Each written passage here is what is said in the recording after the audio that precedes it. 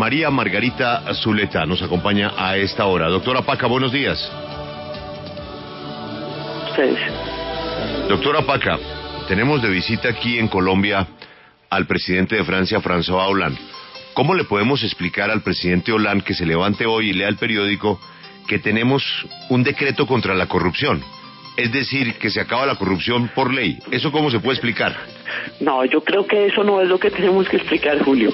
Este decreto es un decreto que tiene relación con una forma de contratación solamente. La corrupción es otra cantidad de frentes, no solamente el sistema de compra pública, sino los trámites, la forma de empleo público, los temas electorales, y esto lo que busca es controlar una cosa que es importantísima, pero que no podemos decir que es algo que vaya a controlar la corrupción, es un pedazo pequeño.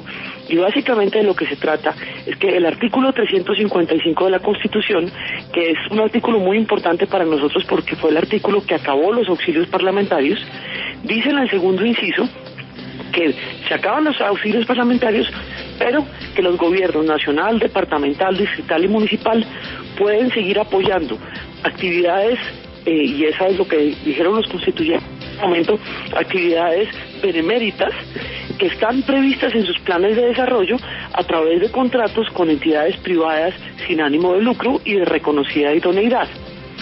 Esos contratos, si nosotros miramos qué nos pasó históricamente desde el año 92 en el que se reglamentó ese artículo, hasta hoy vemos que la idea era muy buena, pero que desafortunadamente los colombianos abusamos de la norma y empezamos a torcerle el cuello de alguna manera a la norma. La norma lo que busca es que no estemos hablando de comprar bienes, obras y servicios. Usted con ese artículo no puede contratar la pavimentación de una vía, o con ese artículo no puede comprar el programa de alimentación escolar. Usted con ese artículo lo que puede hacer es apoyar, por ejemplo, una campaña de vacunación en una zona del país, o apoyar un trabajo con víctimas en una zona del país. Y usted no está comprando bienes y servicios, sino poniendo una plata como gobierno para ejecutar una acción del plan de desarrollo. Entonces lo que estamos haciendo con ese decreto es tratar de controlar ese abuso que le habíamos hecho los colombianos a esa norma, recordando que ese tipo de contratación solo procede cuando hay una actividad en el plan de desarrollo. Solamente la pueden hacer las entidades de gobierno nacional, departamental y municipal y distrital, porque así lo dijo la Constitución.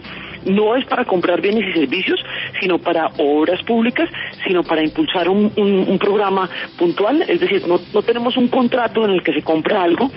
Y adicionalmente, toda esa información tiene que estar disponible en el sistema electrónico de contratación pública. Y cuando hay más de una entidad sin ánimo de lucro que pueda hacer esa actividad, debe haber competencia. Entonces no pensemos que con ese decreto combatimos la corrupción y todos los problemas, sino ponemos en cintura un tipo de contratación en el cual con el cual los colombianos habíamos abusado muchísimo. Doctora Zuleta, el gobierno del que usted hace parte lleva 6 años en el poder. Esto que están transformando, que usted nos explica que reemplazó los auxilios parlamentarios, la oposición lo viene denunciando desde hace bastante tiempo, diciendo que el gobierno lo estaba utilizando para pasar normatividad en el Congreso, entre otras cosas, para facilitar la aprobación del proceso de paz, o por lo menos de los actos legislativos que necesitaba el acuerdo. ¿Por qué entonces esto que usted nos está explicando, que ayuda a combatir la corrupción, no se hizo hace 4, 2, 3 años, cuando la oposición, gente del Polo Democrático, del Centro Democrático, había denunciado que a través de esta forma se estaba comprando al Congreso de la República en cierta medida para que se aprobaran leyes que el gobierno quería? Ahora, ¿por qué frente a los escándalos de Odebrecht si sale el gobierno a decir, vamos a cambiar esto que le viene haciendo mucho daño y de lo que veníamos abusando desde hace mucho tiempo? Camila, yo la perdí desafortunadamente por la comunicación, pero creo que estamos confundiendo dos tipos de actividades. Esta no es una actividad que realmente haya sido denunciada.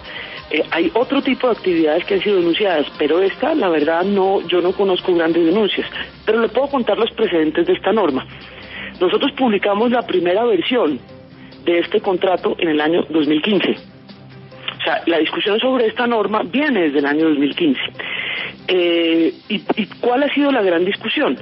Y es que muchas entidades privadas sin ánimo de lucro nos dicen, mire, es que nosotros hemos hecho muy bien las tareas y ustedes nos están poniendo aquí a tener, y entonces ha habido muchísima discusión con las entidades sin ánimo de lucro.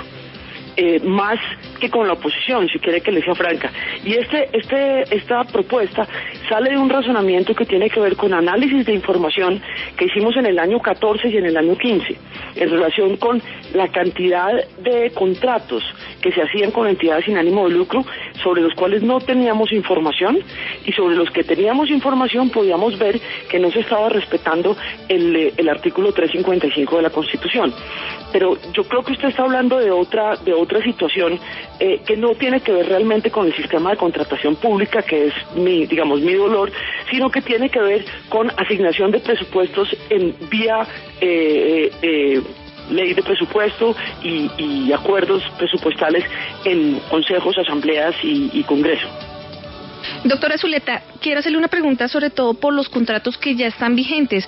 Las organizaciones sin ánimo de lucro se aprovecharon de varios sectores de la contratación, pero en especial de la alimentación escolar en el país. Actualmente hay muchos contratos ya con empresas sin ánimo de lucro. Precisamente la norma sale justo después de que se hicieron estos contratos. ¿Qué va a pasar con estas organizaciones? ¿Van a mantener su contrato? Cuando ellos busquen renovar su contrato, ¿qué les va a pasar? Lo claro es que con esta norma o con la norma anterior, yo no veo cómo soportan compra de bienes y servicios a través del artículo 355. Yo no creo que eso esté bien desde el punto de vista de lo que dice esta norma y lo que decía la norma anterior. Yo creo que eso es bien importante. Esa norma, y además hay varias sentencias de la Corte Constitucional, está hecha para promover actividades previstas en los planes de desarrollo y no está prevista para comprar bienes, obras y servicios. Sin embargo, por eso le digo, no creo que haya ese contrato no creo que esté amparado ni con la norma anterior ni con la norma actual. Sin embargo, uno tiene que aplicar las normas generales. Supongamos que el contrato sí hubiera estado bien escrito, pero no tuvo la publicidad que estamos pidiendo aquí, o no tenemos el análisis de la procedencia y de la reconocida idoneidad de la ESAL que estamos proponiendo aquí. Ese contrato debe seguirse ejecutando de acuerdo con la norma con la que se celebró, pero no se puede prorrogar y se tiene que llegar a un proceso nuevo. Aquí hay un tema bien importante y puede sonar muy legalista, pero cuando yo lo que hago es comprar bienes, obras o ejecutar obras o comprar servicios, me debo ir a las normas generales de contratación pública, no debo irme a una norma excepcional que es esta. Y por eso creo que hay que hacer la diferencia. Si están comprando el programa de alimentación escolar, este no era el camino. El camino era el proceso de aporte del ICBF o la licitación pública o la selección abreviada o cualquier mecanismo competitivo de selección de contratistas. Doctora Zuleta, cuando usted dice que los colombianos abusábamos de la norma que ustedes acaban de transformar y que están cambiando y que nos explicó en detalle, ¿se refiere a que quiénes estaban abusando de la norma específicamente? Le pongo un ejemplo. Vemos muchos departamentos del país contratando obra pública a través de esa norma. Esa norma no es para contratar obra pública. Vemos en muchos lugares del país contratando consultorías a través de esa norma. Contratando compra, transporte, servicio de transporte. Naturalmente, esa norma no está hecha para eso. Ayer por ejemplo, nos contaba el señor fiscal general de la Nación de un ejemplo en donde un departamento le transfiere a municipios recursos para hacer ejecución de obra pública y vemos a los municipios contratando entidades privadas sin ánimo de lucro para hacer esa obra pública. Y la disculpa que dan es que como esos se los transfirieron, lo podían hacer. Y no, es exactamente lo mismo. Cuando yo voy a hacer una obra pública, yo lo que debo hacer es una licitación pública. Yo no debo someter a un concurso y no resolver que hay una ONG que lo puede hacer. Porque esa norma es exclusivamente para adelantar actividades beneméritas con entidades reconocidas sin ánimo de lucro. Ahí básicamente hay unos precedentes bien importantes que son las discusiones de la Asamblea Nacional Constituyente. El doctor Palacio Ruedas, que dice haber sido quien propuso ese inciso, explica exactamente de qué se trataba, y no se trata de una contratación ordinaria, sino se trata de apoyar a una entidad que es capaz de hacer una actividad importante, pero no vender bienes, obras y servicios. Ese es la torcida de cuello que hemos visto. Y tenemos información, digamos, de análisis de departamentos, municipios, distritos. Hay muchas entidades del Estado que han caído en torcerle el cuello a la norma, contratando, adquiriendo bienes, obras y servicios a través de una norma que lo que se trata es de promover actividades benéficas. Es la doctora Paca Zuleta, directora de Colombia Compra Eficiente, hablando del decreto contra la corrupción. Doctora Zuleta, feliz mañana y gracias por explicarnos el alcance del mismo.